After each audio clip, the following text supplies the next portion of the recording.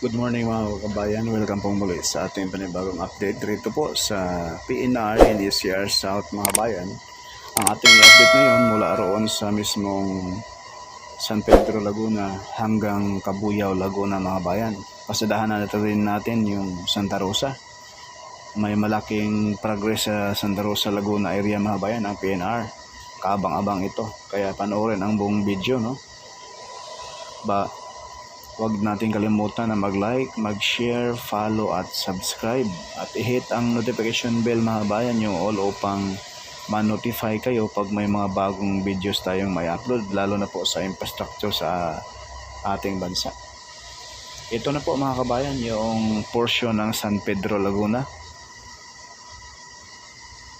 Mga dambuhalang poste ito mga bayan at sobrang taas dahil po sa tatawid dito mga kabayan sa Maharlika Highway dito sa may San Pedro Laguna. So ayun na po mga bayan, no? Kakaiba yung poste na yan, yung may crane na kulay pula, parang box ang ginawa nila dyan mga kabayan.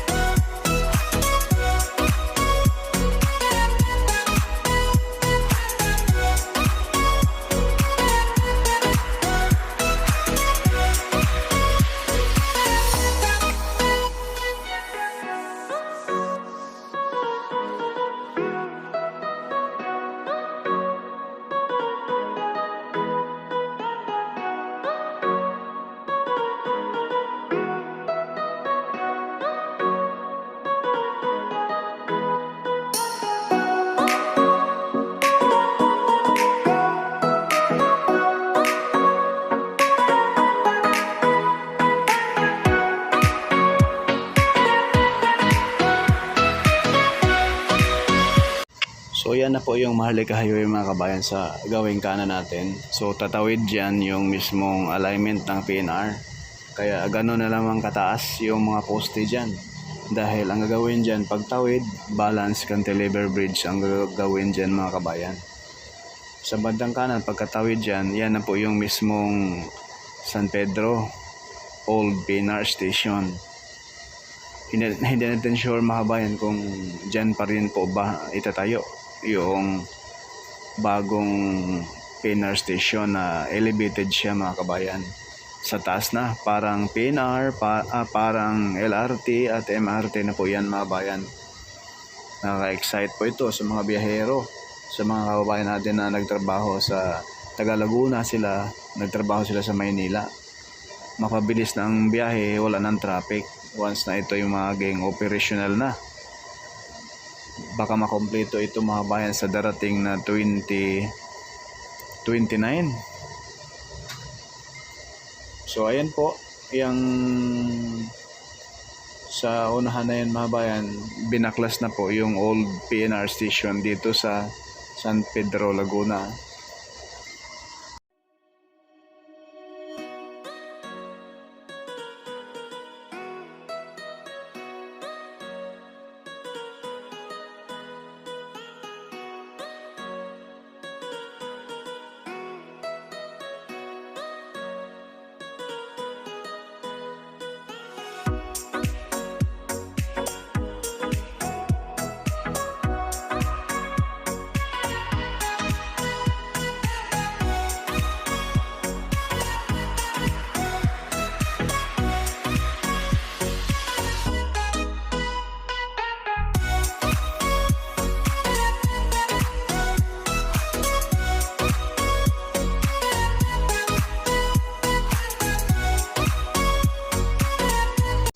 So may mga pile cap na mga kabayan.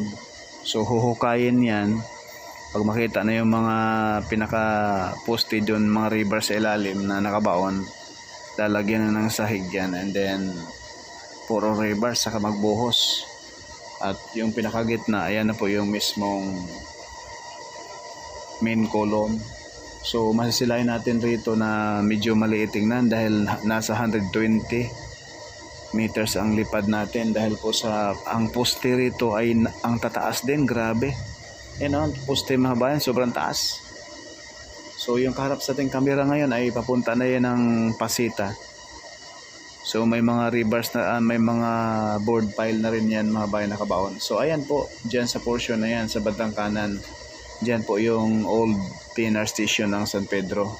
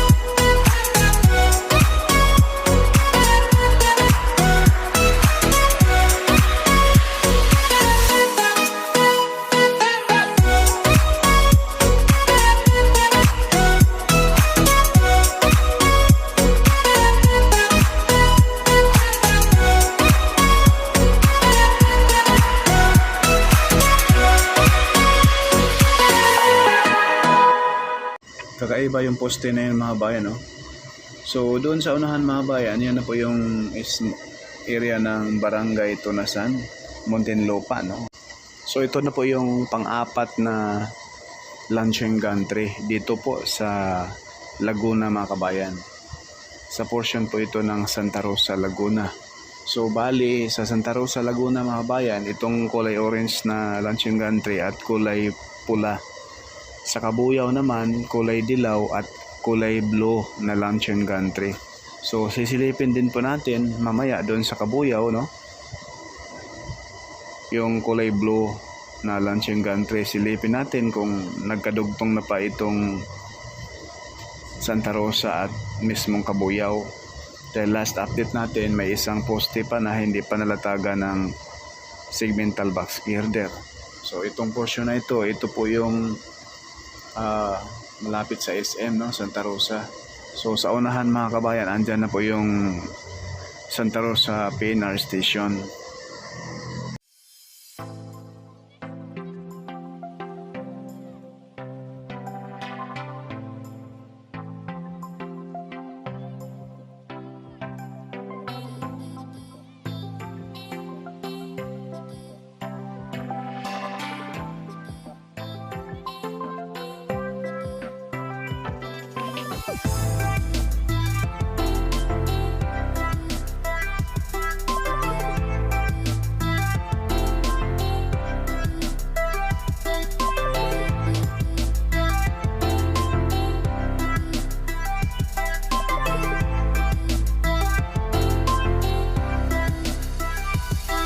Sa baba natin mga bayan, patawid dyan sa Maharlika Highway, ay kagaya rin po ito doon sa San Pedro na ang tataas ng poste doon, ang lalaki, grabe.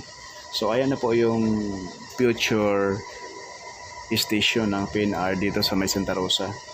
Ayan o, yung sa kaliwa na building, yan na po yung Santa Rosa Sports Complex.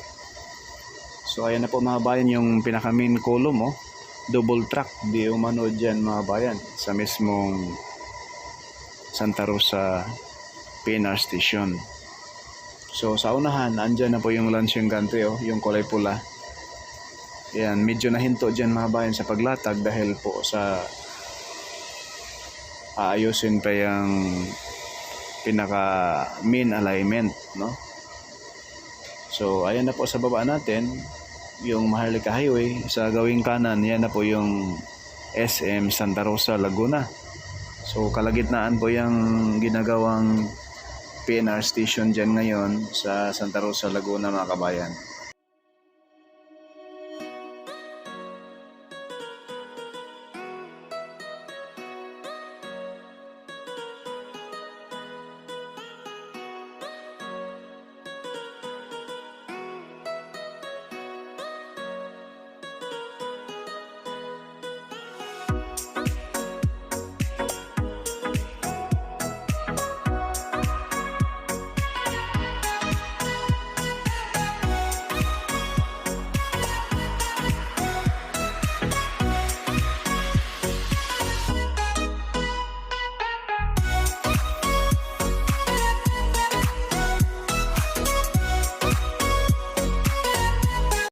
Kaharap sa ating kamera ngayon mga kabayan ay approaching na po yan doon sa mismong Pavilion and then Pasita, Binyan, Laguna. So ayan po, medyo nabaklas na po yung mga bakod dyan sa unahan, lampas ng luncheon gantry. May mga kubol-kubol na nakatayo. Ayan sa dulo mga bayan, sa gawing kanan natin. So ito na po yung pang-apat na luncheon gantry sa may Laguna. Ito po yung pangalawang luncheon gantry sa may Santa Rosa Laguna. Last update natin mga bayan, hindi pa ganito, no? Nasa baba pa ito, in-assembly pa lang ngayon, naakyat na. So next upload natin dito, update, asahan natin na ito ay maglalatag na po. Baka ngayong week na ito mga bayan, maglalatag na po ito ng segmental box girder papunta roon sa mismong Santa Rosa New PNR Station. Wow!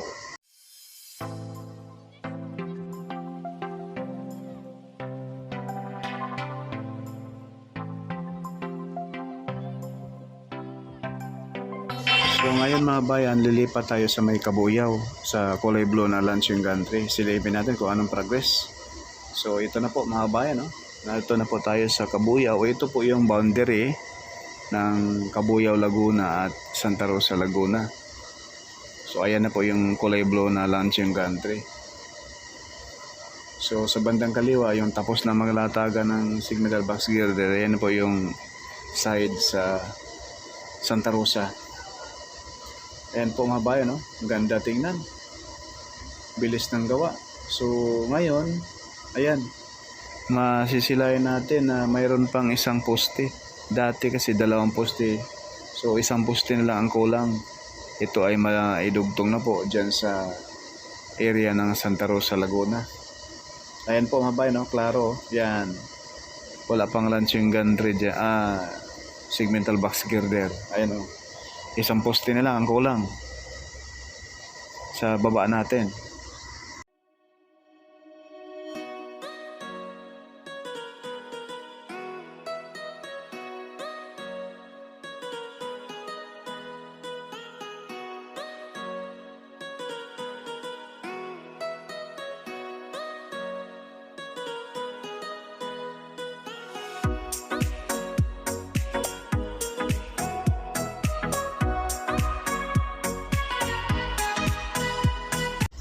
Ito namang kaharap sa ating kamera ngayon mga kabayan ay approaching na po yan doon sa New Kabuyaw PNR Station sa may Barangay Niugan and then papuntang Banlik yung depo dito sa south ng PNR. So may mga update tayo doon sa Banlik Depot mga bayan. Masisilayan natin rin, no? So ayan na po yung Mount Makiling sa unahan mga bayan, ay talaga namang nakakabighani, no? Napakaganda tingnan nito once na ito ay operational na.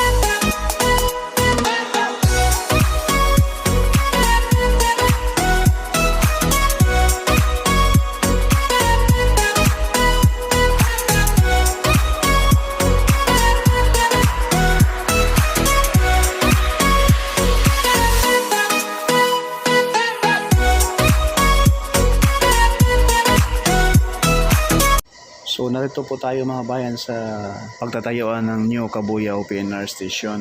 Ayan na po yung main column, oh. At pinaka main line yan mga bayan. At yung poste para sa pagtatayo ng, hindi natin sure mga bayan kung double track din po dito, kagaya doon sa Santa Rosa. Ayan na po, grabe yung poste.